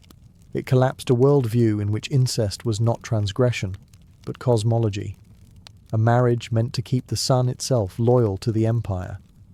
If sacred incest in Egypt began as theology, under the Ptolemaic kingdom it became performance. The Ptolemies were not native Egyptians. They were Macedonian Greeks who inherited Egypt after Alexander's conquest. Their problem was legitimacy. They ruled a land whose kings were expected to be gods, yet their blood came from elsewhere. Incest, for them, was not tradition inherited. It was tradition adopted.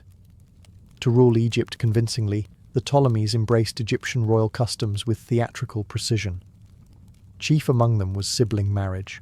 Brother married sister not out of ancestral habit, but political necessity. By copying the pharaohs, they attempted to transform foreign blood into sacred blood through ritual repetition. Incest became a costume worn to appear divine. This was not subtle. Royal propaganda emphasized sibling unions relentlessly. Coins, statues, and temple inscriptions presented brother-sister pairs as cosmic equals. Greek discomfort with incest was quietly overridden by Egyptian religious expectations. What mattered was not belief, but acceptance. If the people recognized the pattern, legitimacy followed. The most famous example is Cleopatra VII, who married not one but two of her brothers in succession. These marriages were political formalities, not personal partnerships, but their symbolism mattered. Cleopatra understood that power in Egypt required mythic framing. To rule as queen, she had to appear not as a Greek monarch, but as Isis reborn, paired with a divine brother. Yet the Ptolemies also reveal the limits of sacred incest. Unlike earlier pharaohs, they lived in a world that increasingly questioned divine kingship. Greek observers recorded these marriages with fascination and unease. Roman writers mocked them as decadent and perverse. Incest, once unquestioned within sacred systems, became a point of scandal when viewed through foreign moral frameworks. Internally, the results were unstable. Sibling marriages did not prevent rivalry. They intensified it. Brothers and sisters raised as potential spouses were also raised as potential enemies. The palace became a place of paranoia, where intimacy and threat coexisted. Murders, poisonings, and betrayals followed with grim regularity. By the late Ptolemaic period, incest no longer guaranteed legitimacy. It signaled desperation, an attempt to cling to divine imagery as political reality shifted. When Rome absorbed Egypt, sacred marriage collapsed along with the dynasty. The Ptolemies proved that incest alone did not make rulers divine. It only worked when belief remained intact. Once faith in sacred kingship faltered, the ritual lost its power and became something else entirely. In the ancient Iranian world, the idea that closeness of blood could strengthen cosmic order took a different but related form. Under the Achaemenid Empire, royal marriage was shaped by Zoroastrian concepts of purity, lineage, and harmony between the human and divine realms. Here, incest was not always enacted in the same visible ceremonial way as in Egypt or the Andes, but it was theorized, justified, and in some elite contexts, practiced. Persian royal ideology emphasized right order, the belief that the universe functioned properly only when each element remained in its correct place. Bloodlines were part of this order.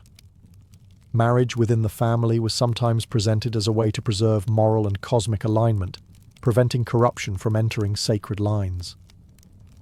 Greek observers, writing centuries later, described Persian kings marrying sisters or close kin, often with a tone of disbelief and condemnation. Whether every account is accurate matters less than the fact that the practice was plausible within Persian ideology. Unlike Egyptian pharaohs, Persian kings did not usually present themselves as gods. Instead, they ruled with divine favor. This distinction mattered. Incest was framed less as imitation of gods and more as obedience to a cosmic structure designed by them. The king did not become divine through marriage.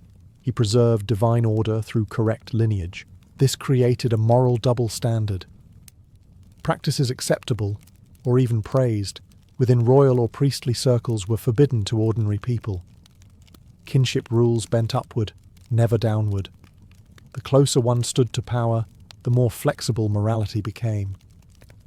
Sacred incest was not a universal command. It was an elite privilege justified by proximity to the divine. Persian royal women, like their Egyptian counterparts, were instruments of continuity. Their marriages secured alliances within the dynasty, reduced external influence, and reinforced legitimacy. But the system also bred instability. Rival branches of the family competed fiercely. Succession crises were common, and accusations of illegitimacy carried enormous weight. When blood defined authority, genealogy became a battlefield. Foreign observers seized on these practices as evidence of decadence. Greek writers used Persian incest narratives to contrast Eastern corruption with supposed Greek restraint.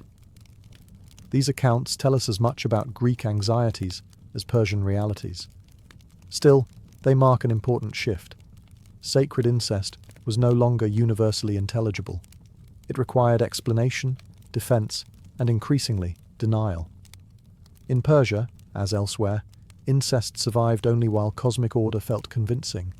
As empires fractured and belief systems shifted, sacred kinship began to look less like obedience to divine law, and more like an excess of power protecting itself from the outside world. Sacred incest did not belong only to ancient empires with stone temples and written law.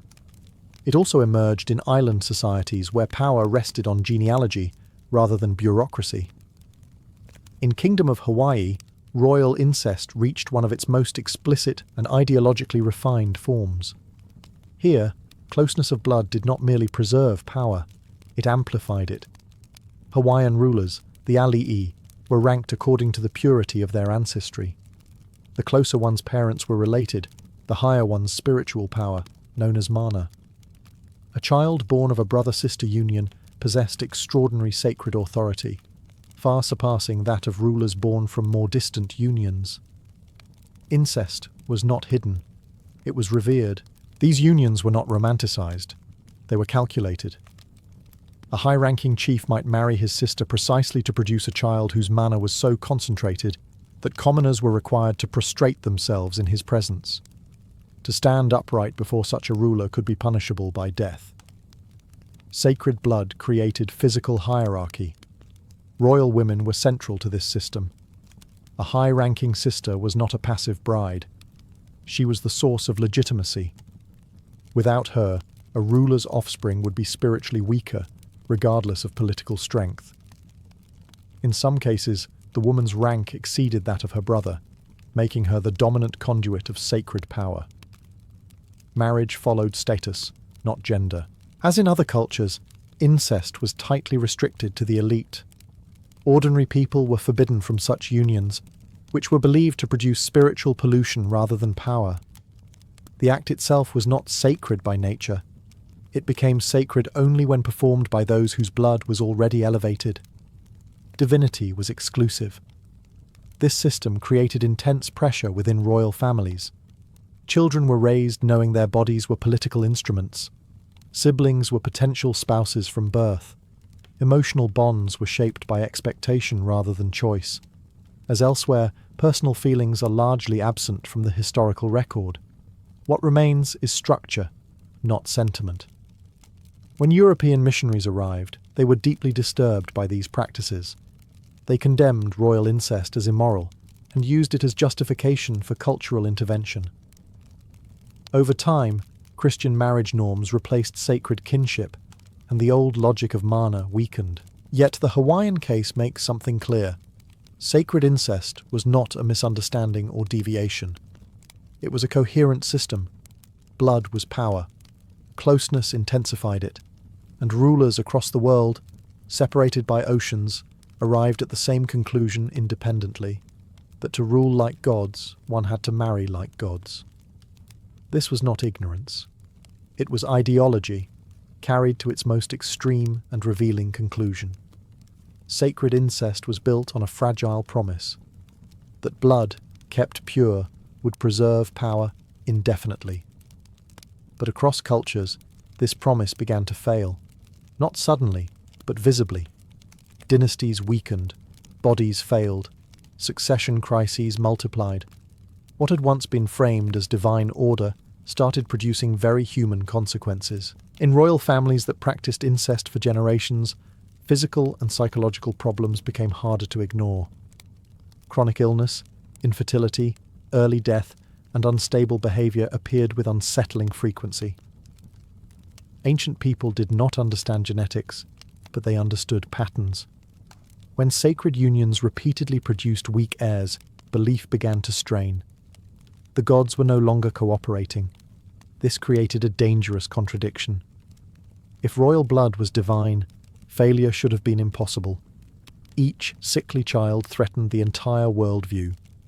To explain this, courts blamed curses, impurity, improper ritual, or divine anger, anything except the system itself. The solution was rarely abandonment. More often it was escalation, stricter ritual, closer kinship, greater isolation. Power doubled down on the very practice that undermined it. Succession exposed the system's brittleness. When legitimacy depended on purity of blood, even slight genealogical ambiguity could spark violence. Brothers killed brothers. Sisters plotted against sisters. Courts turned inward, obsessed with lineage rather than governance. Incest meant to concentrate authority, often concentrated paranoia instead. Foreign contact accelerated collapse. As empires expanded or encountered outsiders, sacred incest became increasingly difficult to defend. Diplomacy required marriage alliances beyond the family. New belief systems questioned divine kingship altogether. Observers from other cultures labelled incestuous dynasties decadent, degenerate, or cursed. What had once inspired awe now invited contempt. In some societies, incest quietly faded. Sibling marriage was reinterpreted as symbolic rather than literal.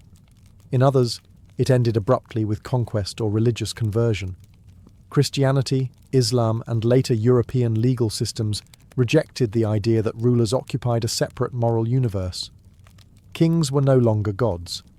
Without divinity, incest lost its justification. The fall of sacred incest did not happen because people suddenly became more moral. It happened because belief shifted. Power was redefined. Authority moved from blood to law, from ritual to institutions. When that happened, incest transformed overnight, from holy necessity to unthinkable violation. What remained was discomfort. Later chroniclers struggled to explain why such practices ever existed. They framed them as corruption, madness, or excess, erasing the logic that once sustained them. Sacred incest did not fail because it was misunderstood. It failed because the world that required it no longer existed. And once divinity left the throne, blood alone could not hold it up. Sacred incest did not vanish because humanity progressed in a straight moral line. It vanished because belief systems changed faster than bloodlines could adapt. For centuries, rulers across the world had relied on a shared assumption that power was inherited biologically and sanctified cosmically. When that assumption collapsed, incest lost its meaning overnight. What these royal marriages reveal is not moral blindness, but ideological consistency. In societies where kings were gods or stood dangerously close to them, ordinary rules could not apply. Incest was not a failure of ethics. It was a feature of a worldview that ranked human lives unequally by design. Sacred blood justified sacred exception. Once rulers were seen as administrators rather than divine beings, everything shifted. Authority moved into law, bureaucracy, and institutions that outlived individual bodies. Marriage became a diplomatic tool or private contract, not a cosmic mechanism. Blood mattered less than allegiance, paperwork, and armies. Incest, stripped of its theological armor, appeared grotesque instead of holy. Yet traces of the old logic remain. Royal families continued to marry close cousins long after sibling marriage disappeared. Anxiety over lineage never fully vanished. Even modern discussions of pure bloodlines echo ancient fears of dilution and decline. The language has changed, but the instinct persists. Sacred incest forces an uncomfortable realization. Power often reshapes morality rather than obeying it. What is forbidden to most can be sanctified for a few, provided belief supports the distinction. When belief erodes, the same act becomes unforgivable. These ancient marriages were not accidents of ignorance. They were deliberate, systematized, and defended. Rulers across continents reached the same conclusion independently: that blood, kept close, preserved authority. That so many cultures arrived at this idea suggests it answered a deep political anxiety: how to make power appear eternal in a fragile human world. In the end, sacred incest failed because no system can rely forever on belief alone. When reality intrudes, through sickness, conquest, or doubt, ritual cannot hold what blood cannot sustain. The gods retreat, the throne empties, and what was once sacred becomes unspeakable. What remains is not judgment, but insight. These marriages show us how far societies will go to protect power, and how quickly those protections dissolve once belief changes. Sacred incest was never about desire, it was about control. And like all systems built on absolute control, it eventually collapsed under its own weight. When the ancient Greek historian Herodotus travelled through Egypt in the 5th century BCE, he believed he had already seen the greatest monuments the ancient world could offer. He had stood before the pyramids, measured their scale, and acknowledged their ambition. And yet, when he later wrote about Egypt's wonders, he claimed that something else eclipsed them entirely. Not a pyramid, not an obelisk, but a labyrinth. Herodotus described a structure so vast and complex that words barely contained it. A building composed of countless halls, corridors, and courts, arranged in such a way that orientation itself became uncertain. He wrote that it contained thousands of rooms, some above ground, others buried beneath the earth, connected in patterns that confused even those who walked them regularly. Guides, he said, were necessary. Without them, one could easily become lost. What made this claim extraordinary was not just the scale, but the comparison. Herodotus openly stated that the labyrinth surpassed the pyramids in wonder. This was not casual praise. For a Greek audience that already regarded the pyramids as near mythical achievements, such a statement carried weight. The labyrinth was not taller or more visible. It was greater because of its complexity, because it was designed to be experienced from within. According to his account, the structure was built of stone so finely joined that seams were barely visible. The walls were covered in reliefs and inscriptions. Courtyards opened unexpectedly into one another. Doors led not forward, but sideways, backward, or down. The underground sections, which Herodotus claimed he was not permitted to enter, were said to house royal tombs and sacred chambers, places deliberately hidden from the living. Crucially, Herodotus did not describe the labyrinth as a ruin. He described it as intact, operational, known. This was not a lost myth when he saw it. It was a functioning monument within Egypt's landscape. That detail is what makes the story unsettling. If such a structure truly existed, then its disappearance demands explanation. Later writers echoed Herodotus, though none described the labyrinth in equal detail. Over time, the structure faded from visibility and memory. Unlike the pyramids, it did not dominate the horizon. Unlike temples, it was not continuously rebuilt. Its greatness lay in intricacy, not endurance. If Herodotus exaggerated, he exaggerated boldly. If he did not, then Egypt once possessed a monument whose scale we still struggle to imagine. One that rivaled the pyramids, not by reaching toward the sky, but by pulling the visitor inward, into confusion, shadow, and controlled disorientation. Herodotus did not leave the labyrinth floating in legend.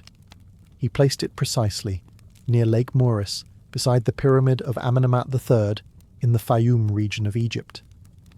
Today, this location corresponds to Hawara, a low desert plateau where a ruined pyramid still rises above the sand. According to ancient sources, the labyrinth stood here, not as a tomb, but as something far more complex. Egyptian texts refer to a structure in this area called the House of the Lake, a vast temple administrative complex associated with the reign of Amenemhat III during the Middle Kingdom. This was a period of intense bureaucratic expansion, when Egypt was divided into administrative regions known as nomes.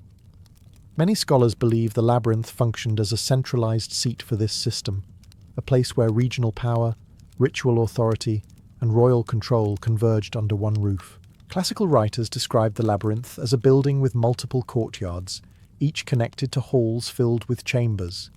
Some accounts suggest each section was dedicated to a different nome, turning the structure into a stone map of the Egyptian state itself. If true, the labyrinth was not meant to confuse randomly. Its complexity was deliberate, an architectural expression of order so vast that it became overwhelming. Beneath this upper structure, Herodotus claimed, lay underground chambers that he was forbidden to enter. Egyptian guides told him these lower levels contained royal tombs and sacred spaces reserved for priests. This separation, public above, forbidden below, mirrors Egyptian beliefs about the visible world and the hidden realm of the dead. The labyrinth was not just administrative, it was cosmological. Archaeological excavations at Hawara in the 19th century uncovered massive limestone foundations surrounding the pyramid, far larger than what would be required for a simple temple. Early explorers reported dense networks of walls and corridors buried beneath sand and debris. However, much of the site had already been quarried for stone in antiquity, its blocks repurposed for later buildings. What remains today is fragmentary, enough to suggest enormous scale, but not enough to reconstruct the whole. The puzzle lies here. Ancient writers agree on the labyrinth's existence, location, and grandeur, yet the structure itself has vanished almost completely. Unlike the pyramids, it was dismantled, erased, or buried so thoroughly that only traces survive. If the labyrinth once stood at Hawara, then its disappearance was not accidental. It was systematic. And that raises a deeper question, not just where the labyrinth was, but why such an extraordinary monument was allowed to disappear at all. Despite its name, the Egyptian labyrinth was not a puzzle built to confuse wanderers. It was not a test of cleverness or courage. Everything about its description suggests the opposite. This was a machine of order, one so vast and intricate that to an outsider it felt disorienting. Confusion was a byproduct, not the purpose. The labyrinth emerged during the Middle Kingdom, a time when Egypt's power no longer depended solely on monument building, but on administration. Taxation, land management, irrigation, religious oversight, and legal authority all required coordination on a national scale. The labyrinth appears to have been designed to embody that system physically. Stone corridors replaced papyrus records. Architecture replaced bureaucracy. Ancient accounts describe repeated patterns, halls opening into halls, courts mirrored by other courts. This repetition was not decorative. It reflected how Egypt was organized.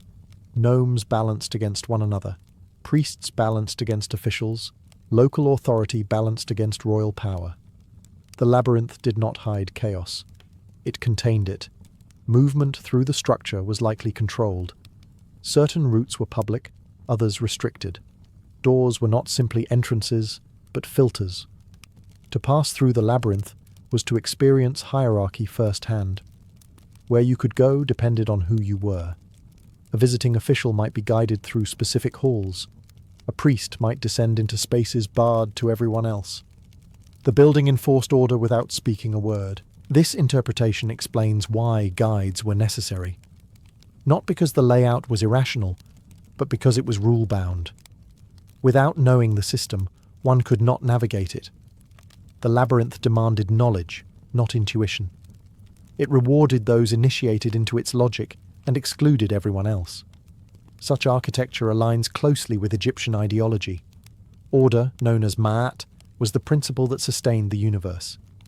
Chaos was not destroyed, it was contained and managed.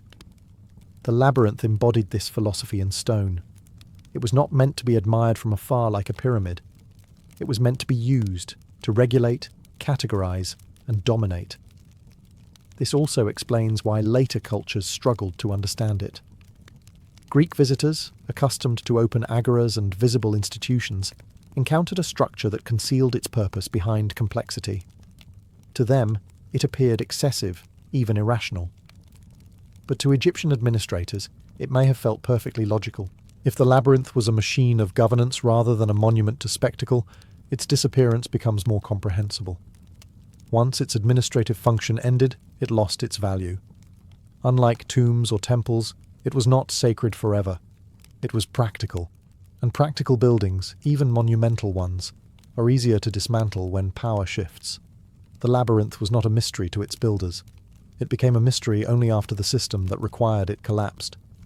One of the most unsettling details in the ancient descriptions of the labyrinth is not what visitors saw, but what they were explicitly barred from seeing.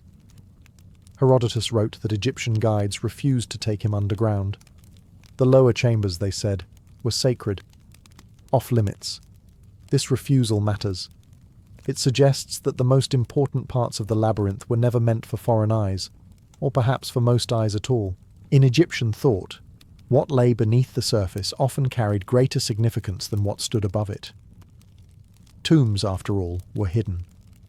The underworld was not a place of punishment, but of transition. If the labyrinth mirrored Egyptian cosmology, then its underground levels were not an extension of the building, they were its core. Ancient sources claim these lower chambers held royal tombs. If true, this complicates the idea that the labyrinth was purely administrative. It may have been both, a place where governance and the afterlife intersected. Pharaohs were not only rulers of the living, but guarantors of cosmic order beyond death.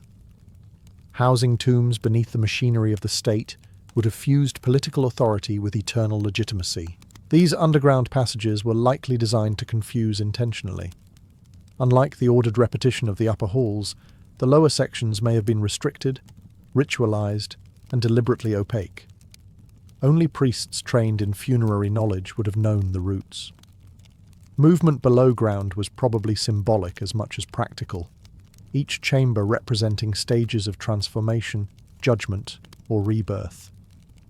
There is also a more practical explanation for secrecy. Tombs meant wealth. Grave goods, offerings, and ritual objects made underground spaces vulnerable to looting. By embedding them within a massive complex and restricting access, the builders may have hoped to protect what mattered most. The labyrinth was not just difficult to navigate, it was difficult to breach. Modern archaeology has struggled to access these lower levels, partly because groundwater in the Fayum region has risen dramatically since antiquity. Subterranean spaces, if they still exist, are likely flooded or collapsed. This environmental shift may explain why the underground labyrinth vanished more completely than structures above ground. What remains haunting is the possibility that the most important part of the labyrinth was never meant to endure. Above-ground halls served living systems that eventually ended. Below ground, the purpose was eternal. But once belief in that eternity faded, no one remained to maintain it. If the labyrinth was designed as a bridge between worlds, then its disappearance was not failure. It was closure. The gate was sealed, and the knowledge of what lay beneath was allowed to sink quietly into the earth. By the time later ancient writers visited Egypt, the labyrinth was no longer what Herodotus had seen. It still existed, but only as a fading presence, already wounded by time, neglect, and reuse. The structure had not vanished suddenly. It was being dismantled slowly, piece by piece, while memory struggled to keep up. The Greek geographer Strabo, writing in the 1st century BCE, confirmed that a vast complex once stood near Hawara. But his tone is different. Where Herodotus was awed, Strabo was analytical, almost resigned. He describes ruins, foundations, and remnants, enough to know the labyrinth had been real, but not enough to experience it as intended. The living system Herodotus described was already dead. Roman writers echoed this pattern. Pliny the Elder listed the Egyptian labyrinth among the great wonders of the ancient world, but like Strabo, he relied on earlier testimony. By his time, the labyrinth was famous largely because it was gone. Its reputation survived more clearly than its walls. This gap between description and observation is critical. It tells us the labyrinth did not collapse catastrophically. It was quarried. Roman Egypt had little use for massive, non-functional stone complexes. Temples were maintained if they served cults aligned with Roman rule. Pyramids endured because they were too large to repurpose efficiently. But a sprawling labyrinth of cut limestone blocks, that was a resource. Stones were removed and reused in later construction projects. Fortresses, roads, cities. Each removed block made the structure less coherent. Corridors lost their logic. Courtyards collapsed into confusion.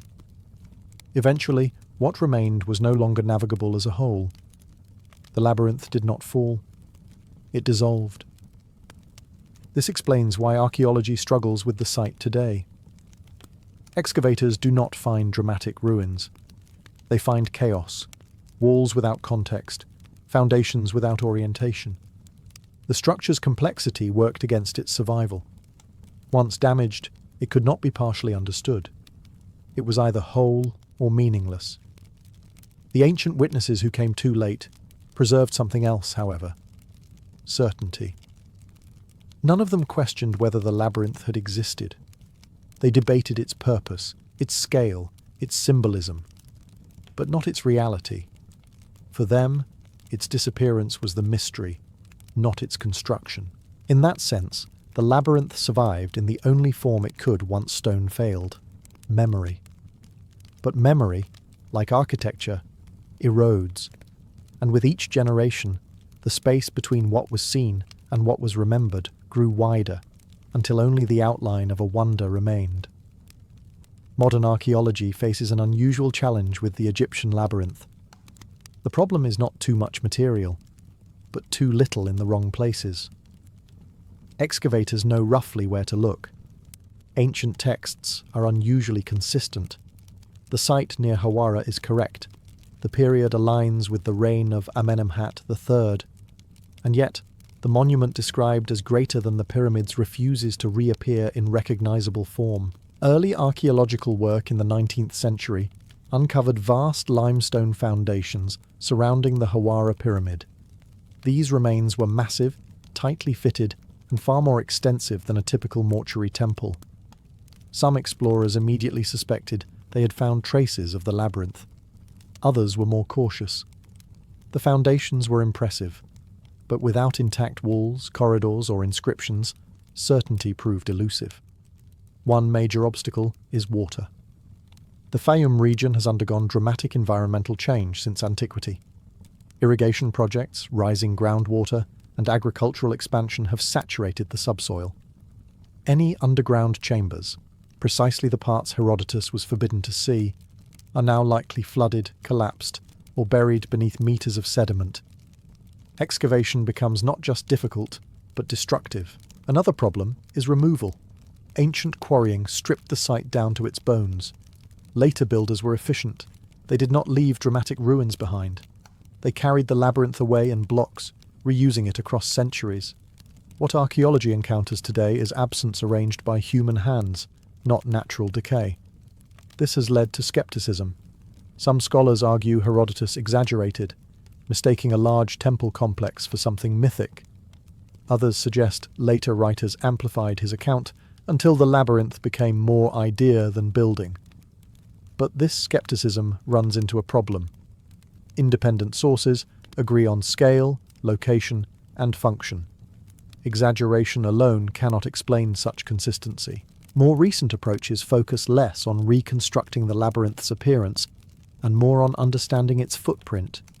Ground-penetrating radar and satellite imaging have revealed anomalies beneath the soil, rectilinear patterns, dense subsurface structures, unnatural symmetry. These do not confirm the labyrinth outright, but they suggest that something vast once occupied the space. Archaeology, in this case, must accept uncertainty. The labyrinth may never be recovered as a visible monument. Its remains are too fragmented, too altered, too buried. What survives instead is negative evidence, a shape defined by what is missing. The lost labyrinth forces archaeology into an uncomfortable position. It demands belief without spectacle, proof without preservation. And in doing so, it reminds us that not all wonders are meant to endure. Some are designed to vanish once the systems that required them disappear. As the Egyptian labyrinth faded from the landscape, another labyrinth grew louder in the imagination of the ancient world: the Greek maze of Crete. Over time, the two became entangled in memory, even though they had little in common. One was real, administrative, and Egyptian. The other was mythic, monstrous, and Greek. But history has a habit of preferring stories over systems. Greek culture already had a word for labyrinth, and a powerful narrative attached to it. The maze of Crete was built to contain a monster, designed to deceive, confuse, and terrify. It was a place of exile and death. When later writers spoke of Egypt's labyrinth, audiences instinctively reached for familiar imagery. Corridors became traps, complexity became malice, purpose dissolved into legend. This shift mattered. The Egyptian labyrinth was not meant to be escaped from. It was meant to be navigated correctly. It rewarded knowledge, not brute force. But as Greek and later Roman interpretations dominated Mediterranean storytelling, the idea of a labyrinth transformed. A space of administration and ritual was reimagined as a space of danger. Once this happened, the Egyptian labyrinth lost its intellectual footing. It became harder to explain, harder to visualize, and easier to dismiss. A building that did not fit the mythic template was quietly sidelined. The wrong labyrinth won. Medieval writers inherited this confusion. They copied classical texts, but filtered them through allegory. Labyrinths became symbols of sin, error, and spiritual confusion. Any attempt to understand the Egyptian structure on its own terms vanished. By the time Renaissance scholars returned to ancient sources, the labyrinth was already trapped inside metaphor. This is one reason modern audiences struggle with the concept. We expect a labyrinth to be a puzzle or a prison. The Egyptian labyrinth refuses both categories. It was neither game nor punishment. It was infrastructure elevated to monumentality. Memory reshaped it, because memory needed drama. A building that organized land records and priestly authority does not survive easily in storytelling. A maze that kills heroes does. In this sense, the Egyptian labyrinth was not just physically dismantled, it was conceptually overwritten. Its story was replaced by something more exciting, more portable, and more fictional. To recover the lost labyrinth of Egypt requires more than excavation. It requires resisting the wrong story. It means accepting that one of the ancient world's greatest structures was impressive, not because it was mysterious, but because it was deliberate, and that its true nature was too orderly to survive in myth. Monuments usually survive because someone needs them to. Temples endure when worship continues. Pyramids endure because tombs inspire reverence, fear, and awe long after belief systems fade. The Egyptian labyrinth, by contrast, depended on relevance. Once it lost its function, it lost its protection.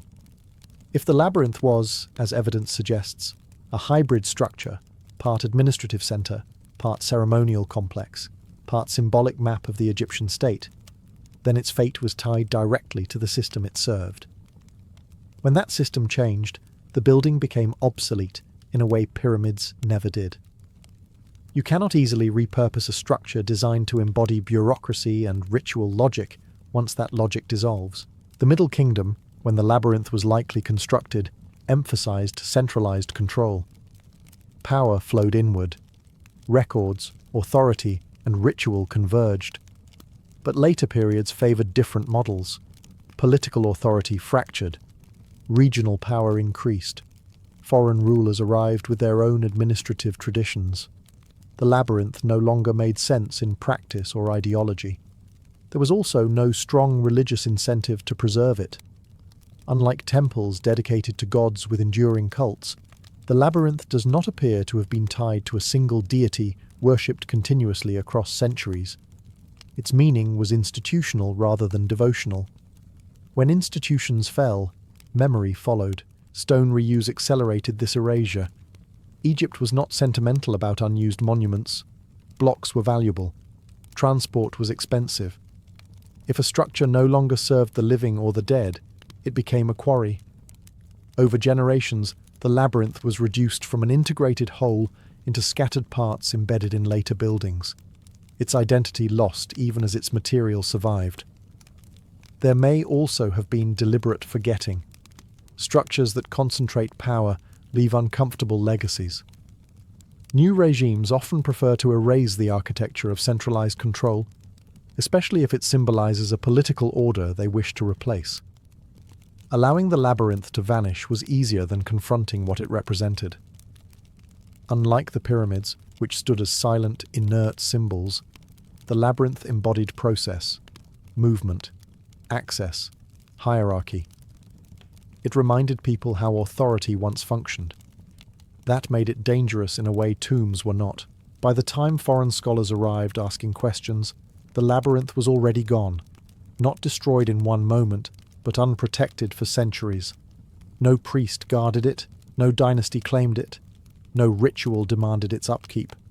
The disappearance of the labyrinth was not a mystery accident. It was a consequence. A monument built to organize a world was abandoned once that world reorganized itself. And without belief, without use, without guardianship, even the greatest structure can be quietly taken apart, stone by stone, until only questions remain. The lost labyrinth of Egypt endures not because it has been found, but because it has not. Its absence forces a rare confrontation with how history usually survives. We are accustomed to monuments that announce themselves, pyramids on horizons, temples rising above cities, ruins that insist on being remembered. The labyrinth did none of that. Its power was internal, and when its internal logic ceased to matter, it slipped quietly out of the world. What makes the labyrinth unsettling is that it challenges our expectations of greatness. It was not built to glorify a single ruler in stone. It did not reach for the sky. It organized. It controlled. It processed people, authority, and ritual through space itself. In that sense, it feels strangely modern, closer to an institution than a monument. This may be why it was allowed to disappear so thoroughly. A pyramid can be admired even when misunderstood. A labyrinth built for governance cannot.